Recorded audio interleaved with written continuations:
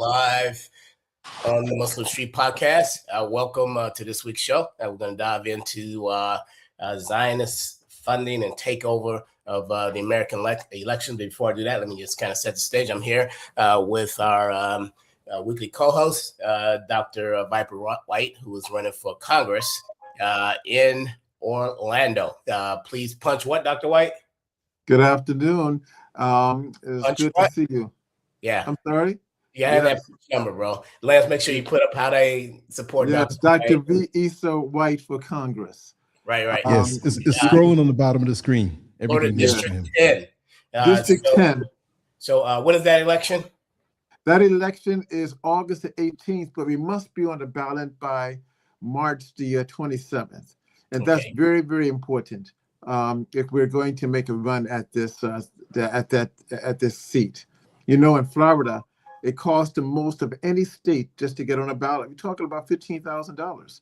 Now, you know, most of us don't walk around with that type of money. And this type this is the most in the country. In New York, it costs nothing. California costs $400.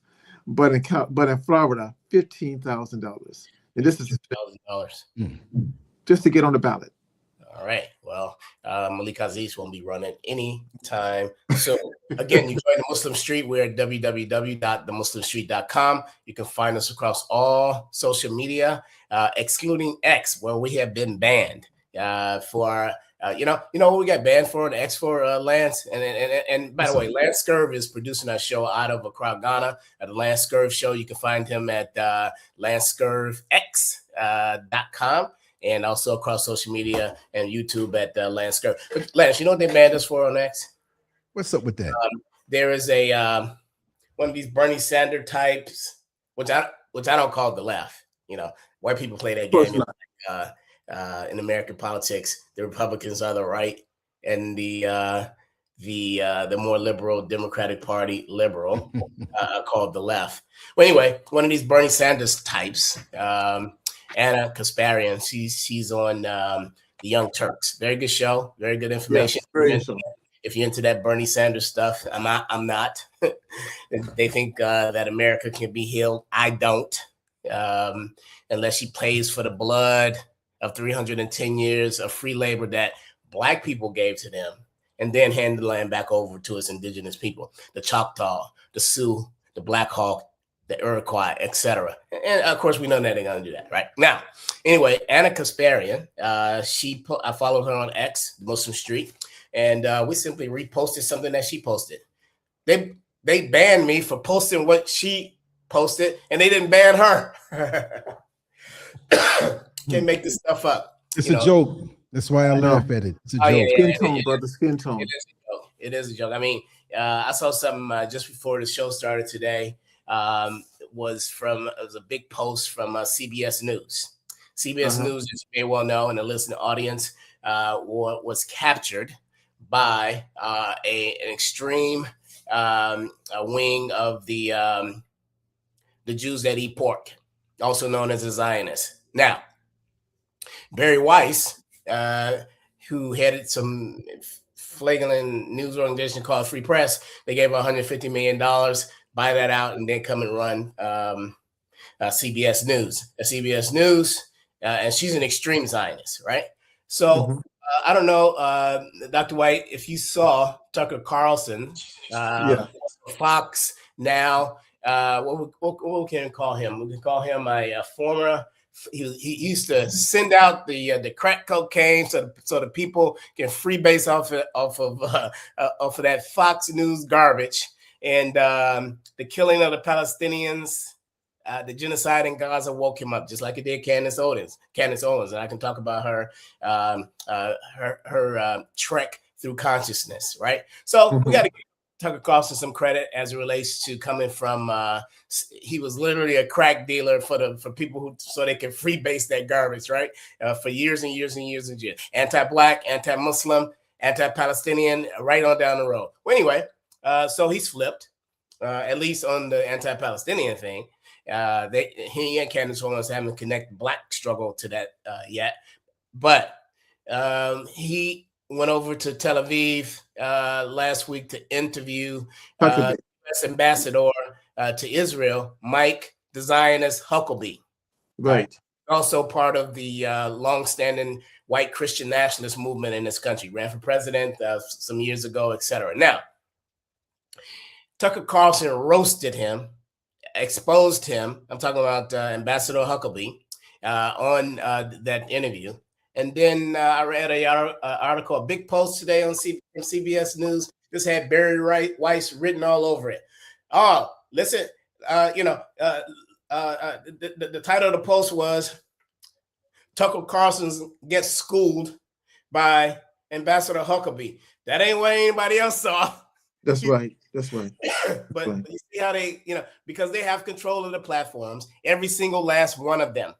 Okay? Literally. CBS, CNN, MSNBC, Fox News, they all of them, right? Now, and all of them send out the same white supremacist crack cocaine.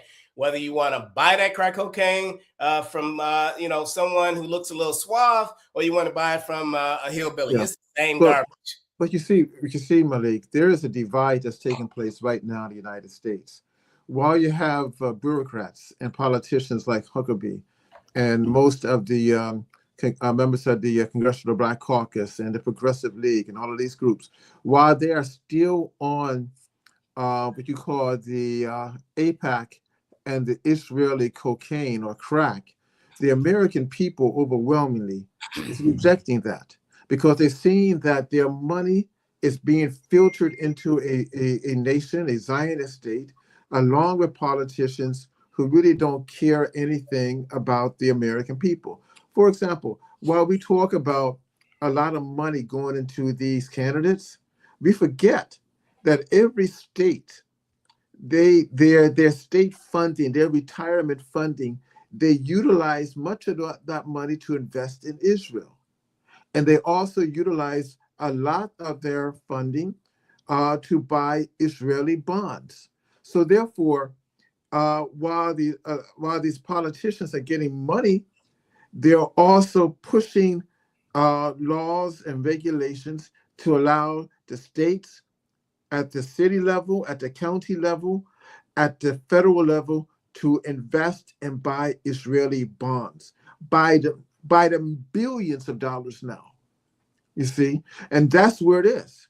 Okay, one other thing I want you to add on to that argument, Dr. White, in your favor, is that as today, 38 states in the United States, and that's the lower 48, 38 states in the United States have passed an anti-BDS investment law in their states, which makes it illegal for companies that do business with state and local governments to be anti-Israel. Now, the significance of 38 states, okay, Florida, Illinois, Pritzker, DeSantis, as you talked about here down in Florida, where we are, he's entrenched with not only the bond action, but it's been to Israel and kissed the wall many times. And so, this is my question to you, Dr. White.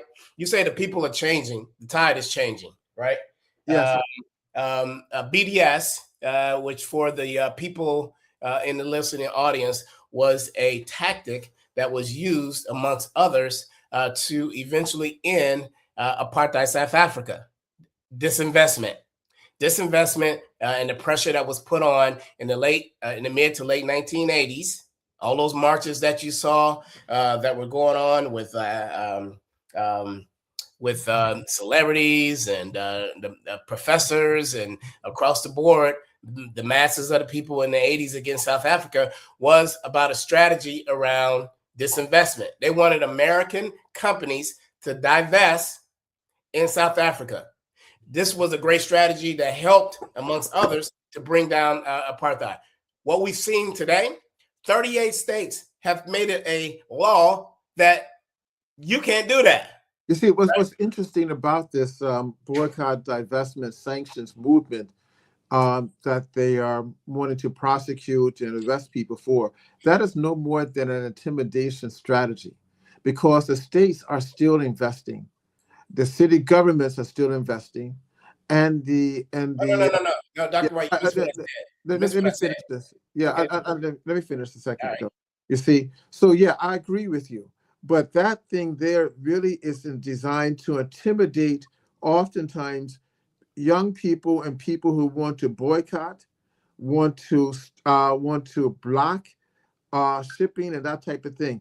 It's a tactic to intimidate more so than anything else, as opposed to does it have any real, yeah, it doesn't really change anything. No, it doesn't. It's just intimidation.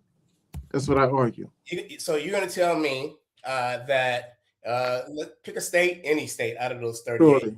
Okay, let's go to Illinois, where you were a professor at one time, University of Illinois. It is Right. illegal for the University of Illinois, okay, Yeah. to have any divestment to strategies toward Israel, meaning that their 401k, meaning bonds, everything else that you mentioned has to go into that Israeli machine. That's literally Right. what's taking place. Right. If someone wants to, out there in the audience, or Lance and your crack research team, do some, and we'll come back to the next show with the data. And the data is how many billions of dollars that goes to the state of Israel out of this whole 38 states investing, have Yes. to invest in the state of Israel. If I am a contractor, right? Yes. I cannot take a stance that I'm anti-Israel, or else I won't get the contract. Right. That's beyond. That is. Well, Wait. Let me finish. That is okay. beyond intimidation. I'll give you an example. Yeah. If I am a contract and they say that because you're black, you can't get the contract, it's the same thing. The outcome is the same. Well, the reason why I say it's intimidation, because when we look at the historical lens of this, all right, we haven't seen any major corporations pulling out of Israel. All right. Not the University of Illinois. The University of Illinois and the state of Illinois for years has been investing over $200 million a year in Israeli bonds. And that's just a small token. And we're not even talking about Chicago. You're making my point. No, what I'm saying, no, you're not making a point. What I'm saying that you're making my point. Okay. The point is that it is done to intimidate the grassroots from staging a protest, all right, and trying to block lanes. That's what I mean. Okay, let's take $200 million. It's not changing the fabric of the corporate entities or the universities, not at all. Okay, wait, Dr. White. This is for the audience as we talk about struggle and tactics and struggle. Okay, right. Just imagine that we're educating them. So you identified $200 million, University of Illinois, investing into Israel. Okay, now, yes, the 38 states that have adopted a law says to the University of Illinois, you can't take that $200 million out of Israel. Mm-hmm. That's what the whole thing is about. Meaning that they attempted and are successful in killing a tactic that was used to bring down apartheid South Africa, which is a twin to the ethno-racist state of Israel. The difference between Israel and South Africa. The issue is that South Africa was what I would call a marginalized ally under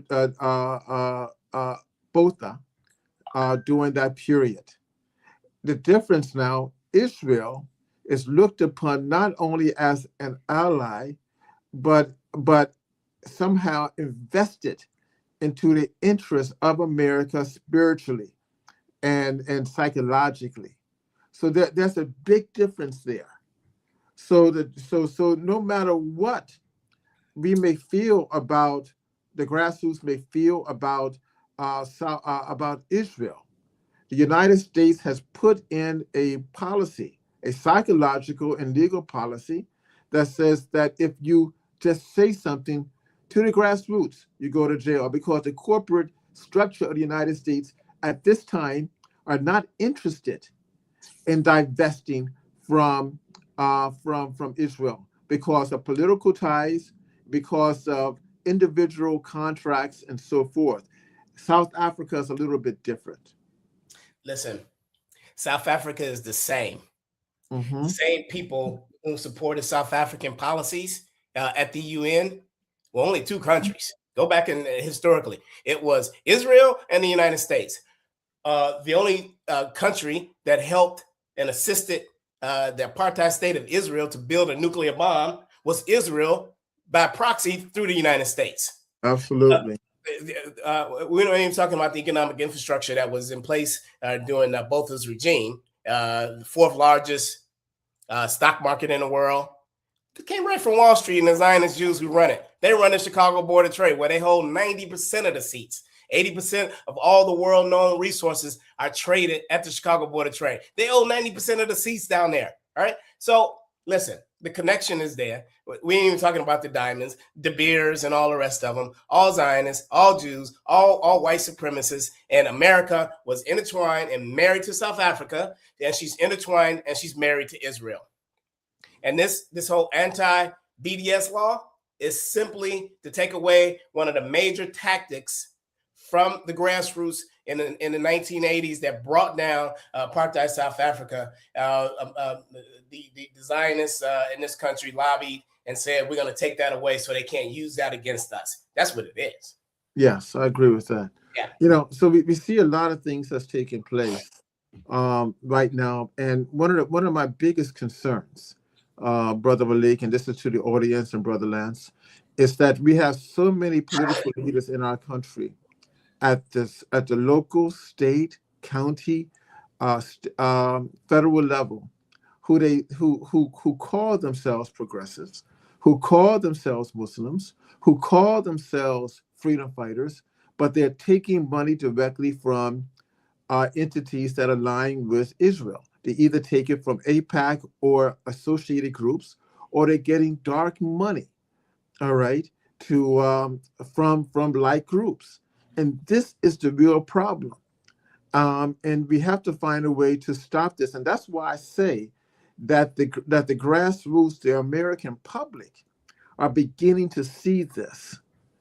Not, the political leaders, they still holding on to as much money and as much power they can get from the Israeli lobby and their groups. So that's the problem that we have. How do we take down these people? How do we expose them? How do we show that the American people, more than any other time, that these individuals are not holding your best interests at heart? That's the issue. Yeah, that's well said. I mean, I think that I wouldn't put too much hope into this quote unquote tide that has turned. We know that politics is defined as not what you say, it's about what you do. A case in point is Jasmine Crockett.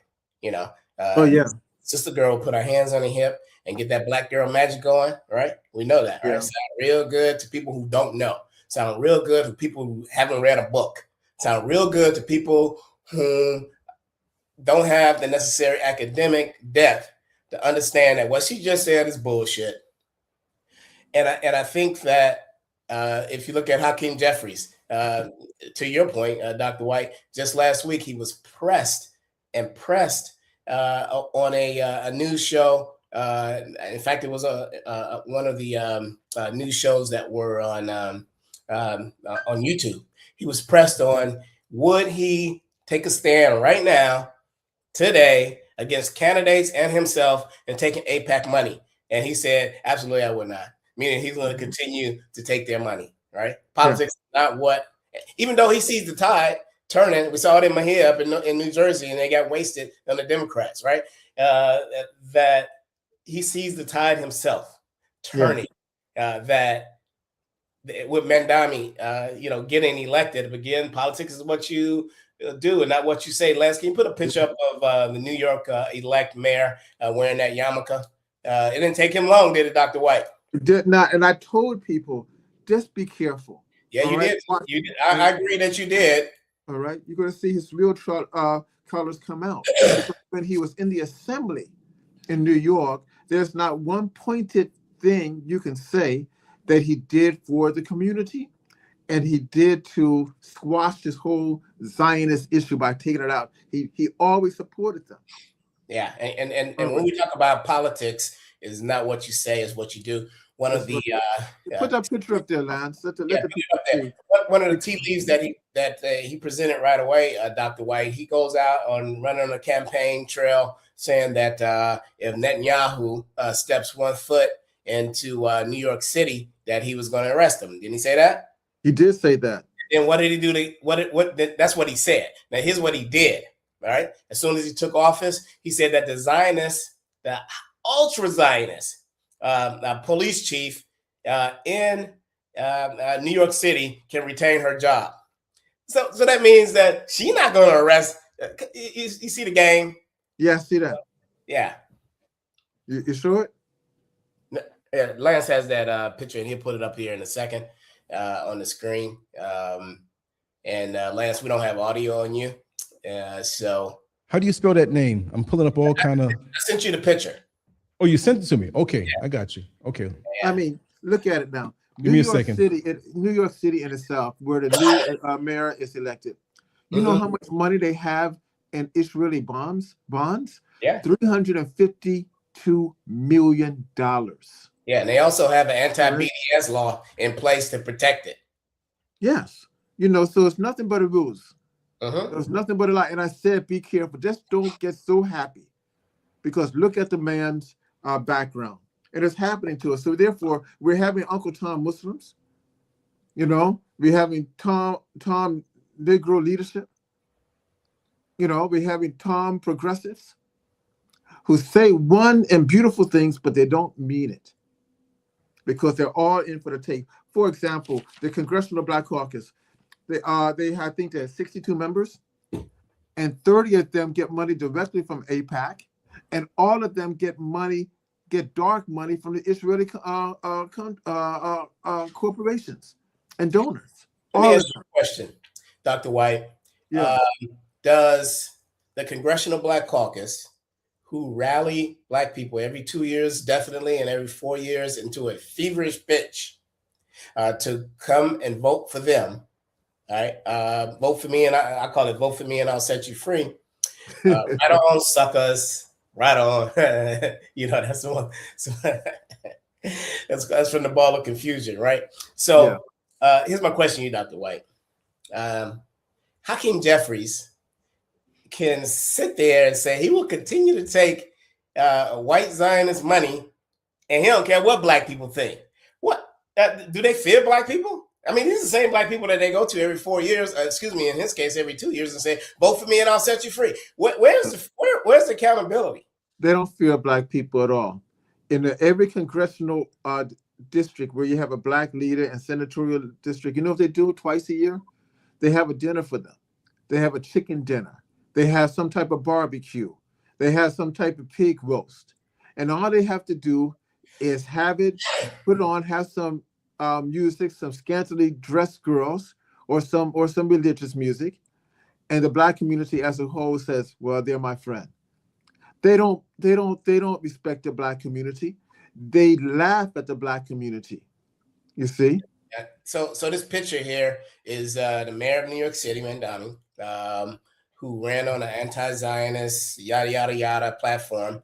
There were some red flags. I shouldn't say red flags. There were some tea leaves that were sitting out there to let you know that he wasn't going to do smack. Okay. And one of the tea leaves was the amount of support that he got from young Jews. Now, what this reminds me of, especially that this is New York City. I'm going to do a little take here, Dr. White and Lance. You count them 1, 2, 3, 4, 5. I'm talking about the ones with the hats on. The one here with the gray hair, no hat on, right? 1, 2, 3, 4, 5. So he literally sat down with the Jewish version of the 5 families in New York. I see that. There's Vito Corleone with the big hat, right? There's Luke Casey. There's the Gambino family. This is Albert Anastasia. I mean, what is this stuff, man? And they need to play the theme from The Godfather. He's sitting there taking instructions, and they're saying to him, "Let me tell you something, you little Muslim. You're gonna wear this hat, and you're gonna do what we say what we tell you to do. And if you don't do it, you know what you're gonna get, right?" And he's saying, "Can I eat some monster balls?" Yeah. These guys, like the mayor, they don't have any integrity. I'll give you the case in point. Several months ago, a Jewish group leaders came to me, and they said, Dr. White, we like a lot of the things you're saying, but you got to change your position on Israel. We can take over your campaign, redo your website. We can even put you in another district to run, and we'll make sure you win, and we'll get you the money. That's what they said to me in a meeting. And I said, no. All right. Yes. Do I struggle with money on this campaign? Absolutely. Do I have $1 million? Am I a millionaire? No. Do I have the infrastructure that some of these other people have? Of course not. But what I do have is the integrity and the belief in my people that they will listen to this type of thing and do the right thing by supporting people like myself, not supporting these other individuals who have the fluff, but they have the lights and the shiny hardware, and they can put on the dinners. Don't believe these people, because people like that, Mayor, is what we religiously you call a false prophet. Yeah, they will give you everything and tell you anything and give you nothing of substance. Let's go back to this picture for a second, but I want to recognize Kevin Clark 8549 in the listening audience said the show was on Joy and Reed. And that's when Hakeem Jeffries came out and said, anybody can do with their money and get their money, and I would encourage them to continue to do the same, because I'm going to do the same, which means I'm taking AIPAC money into the millions, right? Yeah. This is a total blatant disrespect of not only the shift that's going on, all right, in this country, vis-a-vis the genocide in Gaza, which he wouldn't even mention that it was a genocide. They literally asked him, and he wouldn't say it. Wajahab Lee, who was engaging him, he wouldn't even say that. He wouldn't. Not only would he's surely not going to stop taking send a message to AIPAC and sitting in New York City amongst, as you see on this picture, the 5 families, that he's not going to take that money from them. Yeah. You know, but even Joy Reid got to be suspect, because when she was on national television, she didn't say anything negative about Israel. When they fired her backside, it became independent. Now she's saying all these things about genocide and Israel. She has nothing. She's disingenuous, because if you're true, you say what you mean at the very beginning, regardless to who you're working for, who's paying you. You say what is right. If you're a journalist or a spokesperson for the community or for the people of this country. Totally agree with you about these. MSNBC is no different than Fox. You want to know why? They're owned by the same people. The people in them hats, the 5 families. And until Black people understand that, don't turn that stuff on looking for information. You're not gonna get any information from CNN. You're not gonna get any information from MSNBC. No more than you're gonna get it from Fox. They're all on the same team. Yeah, and even Don Lemon. I mean, he is spreading his cheeks for the Israelis when he was on national TV. And he will continue to do that. And whatever he is, and I don't know why you mentioned the reference of spreading his cheeks, because Lance said, all right. Anyway.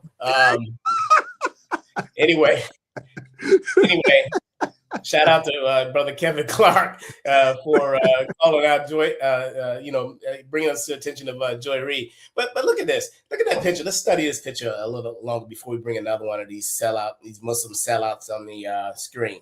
All right, Lance, which one of them you think is the Godfather? One with that big hat, or is that his? But the other one over here got a big hat on too, and the other one here, he got the locks coming down, all curled up. I mean, what's going on here?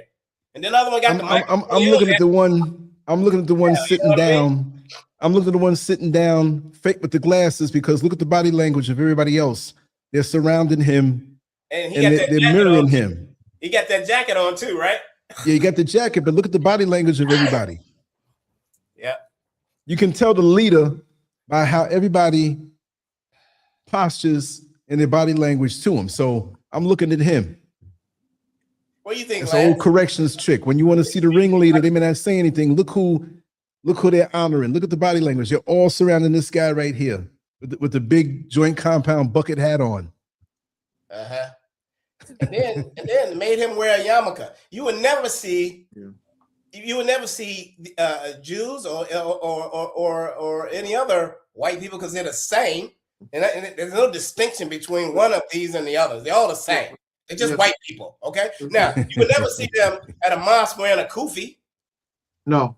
Well, how about at a black event wearing a red, black, and green shirt? That's even doper. You see, exactly. But you know, the people that he is with Hasidic Jews. It don't matter. This is another group of white people. I don't care. But let me explain. They're all the same. I need to. I knew they were Hasidics. Were they from Crown Heights or were they from Tel Aviv? They're the same. They are the most conservative of the Jews in reference to their support of Israel. They're crazy about this. All right, and they're very dangerous. And it's very interesting that he will put himself in that position. You see, if he was smart, he would have called the place. He would have created the narrative, even the photo narrative. But it shows us, the public, who is in real control. You see, he made himself look very, very weak and suspect in everything. You see, it's interesting to note that when he was giving his inauguration address, these people weren't there. However, how they do things in small settings on their terms.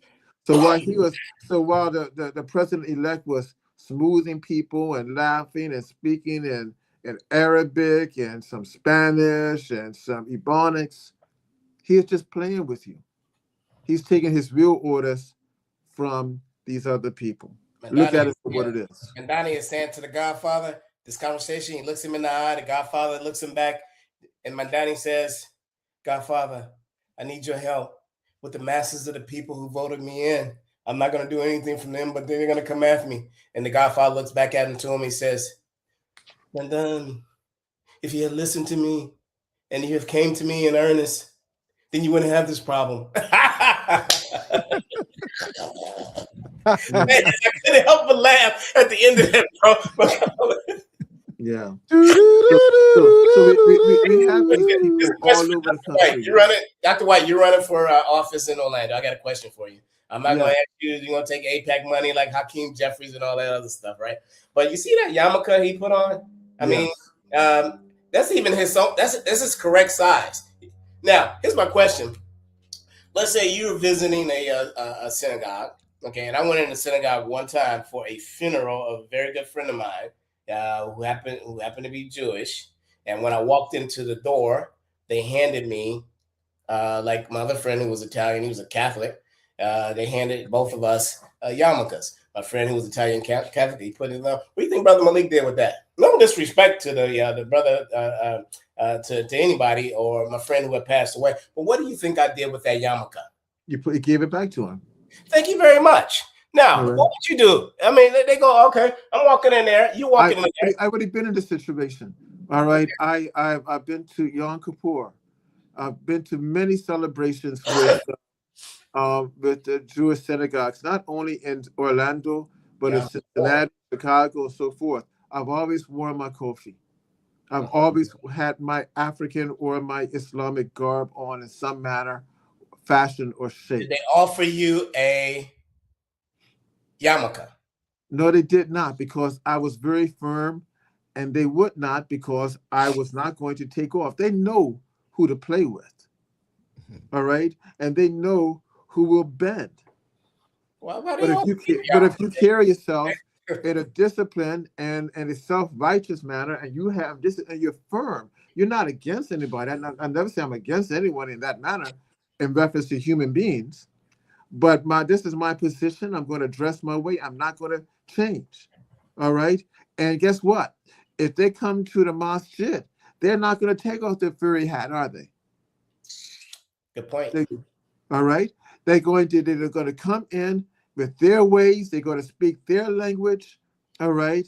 And they're going to say, we respect you, but you're not part of us. So therefore, we have to have the same manner. Okay, let's go back Let's go back to this. That's a good point, Dr. White. Thank you. Let's go back to this picture, and then we're going to move on to the next picture of another sellout Muslim, Lance. I want you to put up on the screen, but not yet, because something I missed in this picture. Dr. White, do you see what's in it that I missed? The little boy in the back. The little boy with the... Do you see his body language? He's like, look, he's taking lessons for the next group of Muslims, who's coming up, like the 12, 13-year-olds who want to get any kind of idea. Now, we run New York City. That's right. Lance, I told you missed that. Standing in the background taking lessons. Little, you see? Little Michael Corleone back there. Uh-huh.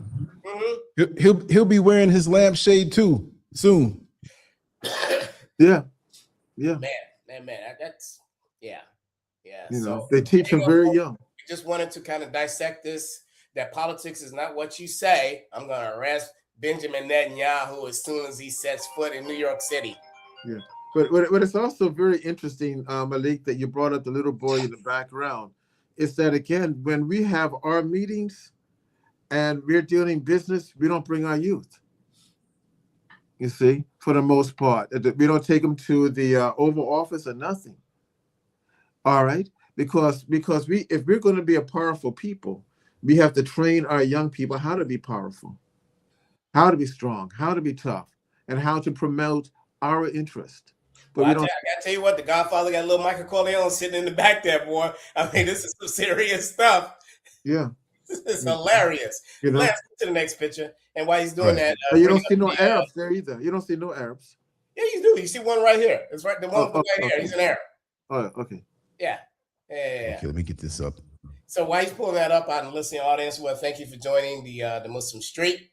Find us at www.themuslimstreet.com. Also want to mention, while Lance is pulling it up, Dr. White, we lost the Reverend Jesse Jackson over the past few days. And just wanted to get a shout out to Reverend Jackson for the work that he did to the extent that he did it. And we'll kind of leave it at that, even though we don't have shared politics. But we really want to, in the early days of someone passing away, just recognize the good of them and their contribution. I first kind of, at least as part of a movement, got a chance to engage with the Reverend Jesse Jackson campaign for presidency in 1984, when Minister Louis Farrakhan, coming on the back of supporting in 1983, a year before, the first Black mayor of the city of Chicago, Harold Washington. The next year, Reverend Jackson ran for president, and he sought out the organization and the leadership and the following of Minister Louis Farrakhan. And when I say following, I mean by 1984, Minister Louis Farrakhan was 6 or 7 years deep into rebuilding the Nation of Islam, and he had a serious cadre. Cadre that not only had comprised members of the Nation of Islam, but also the Pan-Africanist movement from one end of this country to the other, the Revolutionary Black Nationalist movement that included people like Dr. Conrad Worrell, Chokwe Lumumba, Mario Bedelia, the Republic of New Africa, people like Preston Wilcox, National Black United Front, J2 Wausi, Dr. Obata Shaka, who in 1983 wrote at San Francisco State University, wrote The Political Legacy of Malcolm X, which I think to this day is one of the best, the best political analysis on Malcolm X that I've read. Now, so this cadre was already in place. Reverend Jackson understood he just wasn't coming to get Minister Louis Farrakhan, seeking his help at the time when his campaign was just kind of getting off the ground. But he understood what the white press and definitely the white masses and populace did not know, and that was Minister Farrakhan had already built a movement. What do you say, Dr. White? You're absolutely right. I also want to mention that many of the people who are praising Mr. Jackson now, they hated him. All right. They did not trust him in 1984 nor in 1988, Biden included. All right. Because they saw him as being anti-establishment. And they also influence in a sublime manner of the Jewish community to go after him. One of the reasons why Minister Farrakhan went to him to help him because the Jewish community out of New York specifically was calling for Jesse's death. And Minister Farrakhan with his group called the Fruit of Islam sent out guards to protect him. All right. And they had never seen that before in white America. Very, very important. We also must make mention that we must thank Jackson for his work with the anti-apartheid movement, his work in being able to get hostages home when people like Ronald Reagan couldn't do it, in reference to the lieutenant that was in Syria. Robert Goodman. The president could not do it in reference to getting people out of Iraq. He could not do it in reference to getting people out of Cuba. But Mr. Jesse Jackson was able to do those things. And I also must say that he was bold enough to include, as Brother Malik just stated, a broad coalition. All right. I call it the Chicago Coalition, because in Chicago, you have to work with several different major people and strong organizations if you're going to get something done. And he understood this. He just put it on a national scale. Yeah. Yeah, and before I talk one piece about Reverend Jackson's policy, and then I'll mention some anecdotal, because those anecdotal stories are always great because nobody else can tell them because you saw them and you were right there, Dr. White. And I'm going to encourage you to tell one after an anecdotal story about Reverend Jackson. So in terms of policy, in 1994, Reverend Jackson went before the Congress, and he lambasted Joe Biden's architect of the 1994, ahead of the signature on that 1994 crime bill. He literally prophetically, as a visionary, explained the damage that it would do. And you have to understand, we're at a time when Kwame Nkrumah, as well as Cynthia McKinney, who was a congresswoman out of Atlanta, supported and signed off on the 1994 crime bill, right? But Reverend Jackson was able to see the game. Mm-hmm. And if anybody go pick up that speech, it's on YouTube, and you will see a visionary warn us about what was to come, leading all the way up to Dr. Michelle Alexander's piece called the New Jim Crow in 2013.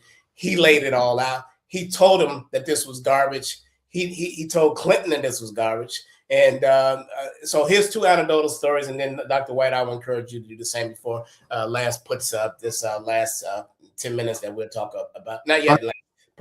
Reverend Jackson. Wait, Dr. White. Let me talk about my two anecdotal stories. So 1990, Thanksgiving Day, 1992. I'm at a gym downtown Chicago where I live. It was the best gym down there. This gym was so swanky, Lance, that whoever the Bulls were playing, they practiced there the day before. So I'm sitting there, doing this, and there's Patrick Ewing, there's Charles Barkley. I mean, it was like that, right? So, so I'm warming up before I go lift weights, Dr. White, and right next to me is Jesse Jackson. This is Thanksgiving Day, 1992. So he knows I'm Muslim. He strikes up a conversation with me. He says, first thing he says, "Yeah, brother, assalamu alaikum." I said, "Alaikum salam." And then he says, that movie, Malcolm X, had just came out, Spike Lee's movie. And Jesse Jackson literally said to me, "I don't like that movie. I don't like the way that it portrayed Mr. Muhammad." That's what he said to me, right? I'll get back to that one second. The next thing, his assistant comes running up to him. And while we're still on the bike, he's right next to me, literally. And his assistant says, "You missed a call at the front desk of the gym from President-elect Bill Clinton." Clinton called Reverend Jackson at the gym. That tells me that he had clout within this whole spectrum. This is 1992. This is literally what happened. And of course, Reverend Jackson turns to his assistant. Man, he gave him a tongue lashing. What do you mean you didn't come and get me for that call? Anyway, but I'm sure they connected later. But it told me that Reverend Jackson was on the inside, and he was right there in the discussions. So the last anecdotal story that I would tell would be during the build up to his 1984 campaign was February of 1984. And that was earlier that day. There was this is during the Savior's Day convention, actually, right now, where they're celebrating Savior's Day in Detroit. Today will be the culmination of that. So a couple things happened. That earlier that day there was a youth conference, and on that youth conference was his son Jonathan Jackson, and there was about 7 or 8 other speakers. Minister Michael X out of Chicago, Brother Tam Boozy, Abdul Haq. It was a pretty loaded, forum, and I spoke on that forum with Reverend Jackson's son. The next session was a session that was an international conference where Minister Louis Farrakhan was there, representatives from the El Jamahariya in Libya was there, Chokwe Lumumba, Mario Badeli, and also the keynote was former Congresswoman Shirley Chisholm, who gave the most militant speech that I ever seen from a Black woman in America. And I've been around some militant Black women coming out of Chicago in the Revolutionary. I met her when I was a child.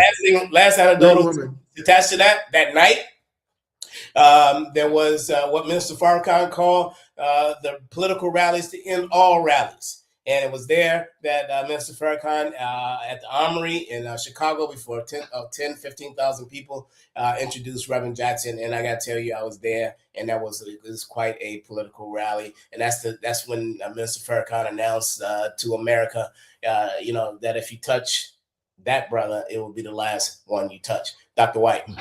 Yeah. One of the things that I enjoyed about Reverend Jackson, he was able to clarify and put hard topics in a language that the common man was able to understand. The last time that we seriously got together and talked was in the 1990s. He came down to Springfield, Illinois, and he gave a talk at the Lincoln Library that had just been built. And what happened there was that he was talking about the Clinton crime bill, Biden crime bill. And he stated that he's the first one who was able to put this into economic terms. He said outright, this crime bill, the only reason that they're pushing it is because of economic reasons. Every so-called Black criminal that they put away benefits small towns in downstate Illinois and other states, communities that are dying, communities where the industries have left, industries where farming has been depleted.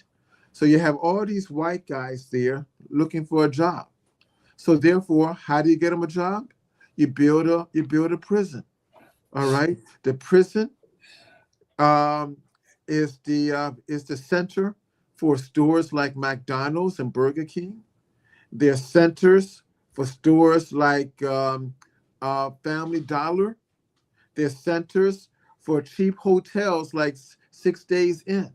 Because when you put a Black guy in jail from downstate, from Chicago, downstate, his wife or his baby's mama is going to go see him. She's going to bring the children. They need a place to stay. That's cheap. They need a place to eat. That's cheap. They need a place to buy those diapers. That's cheap.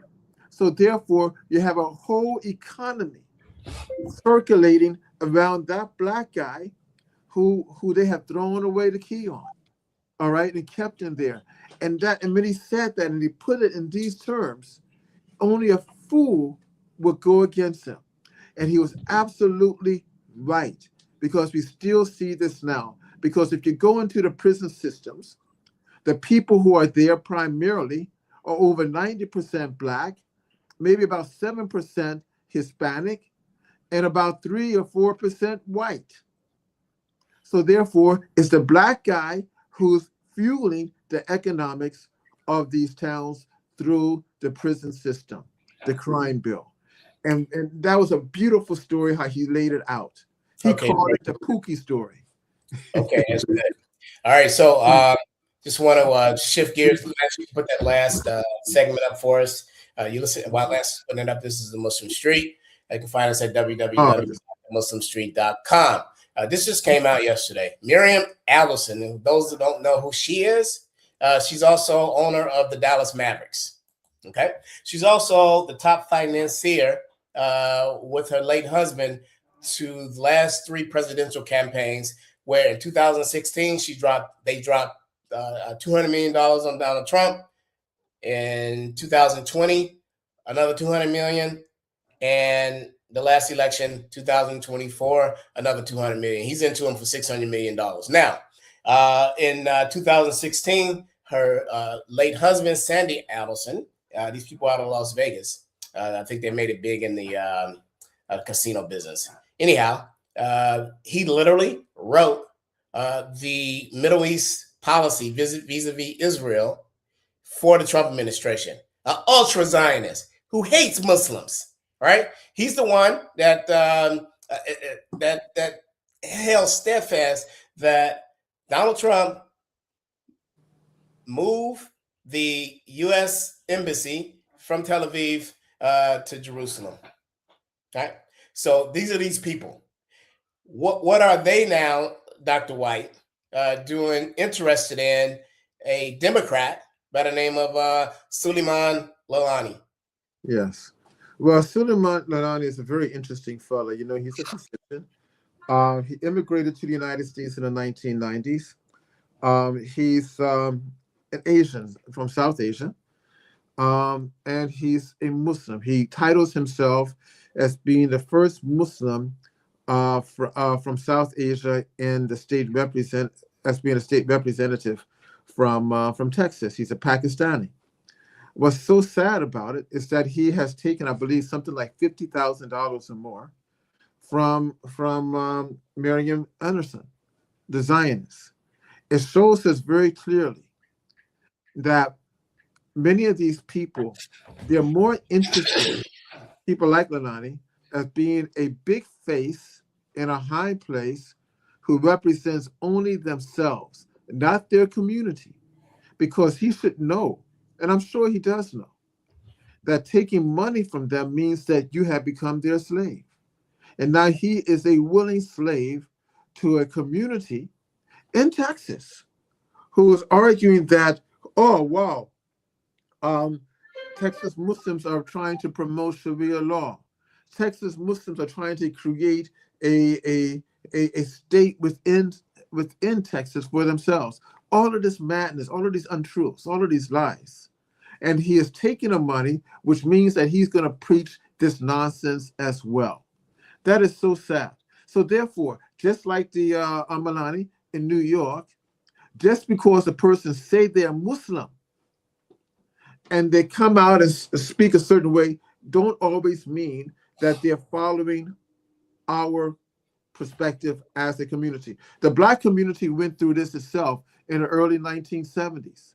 A friend, one of my old professors, wrote a book, Black Faces in High Places. Her name was Helen Edmonds. And the whole element there that many Blacks had, and they still have now, they wanted to be the only Black within a white establishment to be part of the group, the gang. And this is the same thing with this fella. I'm sad to say, but it seems like the truth. Yeah, and by the way, when I heard about this, I sent some feelers to some of my associates and friends in Texas, and they could not. They agreed that this man has sold out. So you got Pakistanis working against Muslims. In this case, we also saw this, Dr. White, during the Bush administration at the beginning of the century. Dr. Malik Hassan, Pakistani American, and his wife, they were physicians. They were the top donors, literally number one to the Bush campaign in both 2001 as well as in 2004. And as we know, it was George Bush who unleashed on the Muslims anti-Islamic fervor that we haven't seen since Donald Trump. Now, but again, where does this come from? You know, Dr. White, it's like, does it come from this thirst for this group to be, white adjacent. That think that the like Kash Patel, to think that white America and Vivek Swami think that white America is going to literally allow them into their pecking order. Like what? Yeah, they believe that. Years ago, I wrote a manuscript on Charles Hamilton Houston, civil rights leader, great lawyer that brought forth ultimately Brown, laid the foundation for Brown versus Board of Education. However, in the 1920s and 1930s, many of the blacks who were members of the Defense and Educational Fund and the NAACP put out this argument that they don't understand why they are being discriminated against. Why? They were light-skinned. They had education on par of whites, and even better. They had money. They lived in fine houses. So if anything, they should be included. We understand why you may segregate yourself against the dark-skinned black underclass community, but not us. The same way with this fella here and people like him. They are more interested in aligning with white power and being that what I would call that pseudo white person. They enjoy that. So therefore, he would be the first one to go against the interests of Pakistan in reference to self-determinism. He'd be the first one to go against the struggle of African Americans in this country. And he'd be the first one to argue that there is Sharia law that's taking place and we need to crack down on it. So he's a sellout. So exactly. So the whole element, he wants to be part of that group. No different than Byron Donalds in Orlando, in Florida, who's running for governor. All right. He's on this Sharia, anti-Sharia caucus. And it is interesting because he is from Brooklyn. He knows Islam. He saw the 5%ers. He saw the Nation of Islam when he is a younger person. But he has this perspective that, Islam is a bad thing. Islam is a radical thing. And if we're not careful, Islam is going to take over this country in a negative manner. Very interesting. These people are nothing but fakes. Yeah, so a friend to the show, Abdul Rahman Lance, and Dr. White, he writes that Miriam Adelson, who, oh, by the way, and I mentioned this once before, she is the owner of the Dallas Mavericks, right? Yeah. I'll get to that in a minute. That she wants a casino in that area. That's why she's buying up the politicians. Abdul Rahman goes on to say of this Uncle Tom Muslim, their access to power is more important than their community. This is critical, So and funny thing, I saw a post, and Dr. White, we're going to end the show on this. Kyrie Irving, a Muslim who's conscious, not like LeBron James and Stephen Curry, and who has investments in the IDF. LeBron James came out and supported Israel. He's a Tom. I hope he has a Achilles heel today, running down the court. Anyway, Kyrie Irving, a conscious Muslim, works for this Zionist now. She bought the team 2023. I wonder how long that relationship is going to last. But go ahead, Dr. White, as we close out the show in the last minute. Well, one of the things I want us to remember is that we have to be careful of this type of leadership, because they're nothing but sellouts, and they will destroy us completely because they're only about self-interest. That being said, I need you to follow us. Go to drisa4congress.com. We have to get on the ballot. We have to get on by March the 27th. We need $23,000. All right, that's easy for many people. You need to help us. You need to spread this message, because it's not good enough to say that, Brother Malik is sounding good, Brother Arthur is sounding good, Brother Esau is sounding good. We need you to support us financially, all right? And that's the only way we're going to be able to gain some entry into power to stop the madness that's taking place. There is a new assault on Black America, a new assault on Africa, a new assault on Muslims, and it must stop now. So let us do that. You can go to my PayPal. You can go to my Zelle, 407-484-5673. You can go to our Instagram. Anywhere you want. You can see what we're doing. Please help us so we can get back to the point where we should be, and that is for the liberation of our people, wherever they may be. Thank you, Brother Malik. Thank you, Brother Lance. Thank you, Brother Arthur, who is not here. Freedom always. Power will never go away from us, and we'll never turn our backs on the people. All right, thank you, guys. We'll see you next week on the Muslim Street.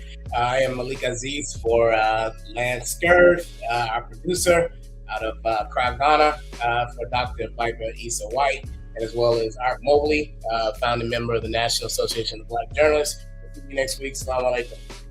Wa alaikum salam.